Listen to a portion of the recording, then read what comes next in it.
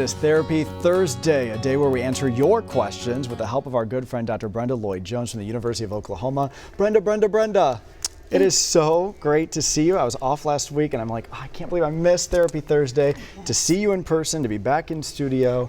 It's wonderful. How are you? I am well. It's great that we are reconvening here at the studio, and it's good to see you. It is good to see you too. You look great. Thank you. Our first question this week comes in from Luke.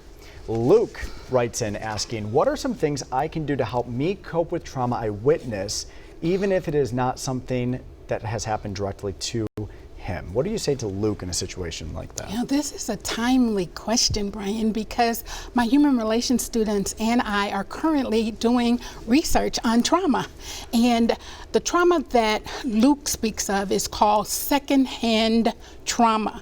And it is a condition that happens or affects people who work with those who have actually been traumatized by a traumatic event. So for example, some helping professionals experience secondhand trauma when working with abused victims. You know, children, they can experience secondhand trauma if they are repeatedly exposed to, for example, domestic violence at home. And so the literature gives quite a few strategies for coping with it, and I would suggest 3. The first one at the top of the list, exercise. Something about movement that impacts the brain, which favorably affects our physical, emotional, and mental well-being.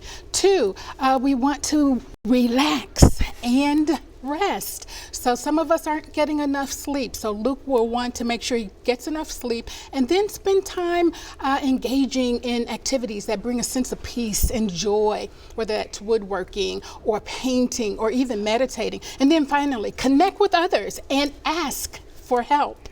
You know, it's important to speak about your feelings to people whom you trust, and so loved ones, families, also support groups.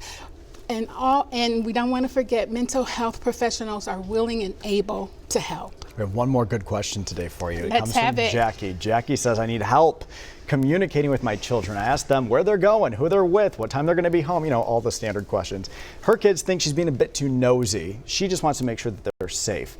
Is there a better approach? How does she handle this? Oh, Brian, you know, I am young enough to remember returning home from college during holiday and summer breaks and having to adhere to my parents' rules without any discussion. So, times have changed, and I want to encourage Jackie to engage in conversation, to have a heart-to-heart with her young adults, whom I think in this generation, they're very communicable and very empathic. And so she will want to be vulnerable with them. Let them know that she has concerns and she worries about their safety. So I would suggest asking 3 things. Ask them, tell them that you'd like to ask them where they're going, when they're leaving, and when they will return. The twist on it is that you give the answers to these questions to them as well, so they can look out for you. Yeah. And so I think this is a wonderful way to support each other,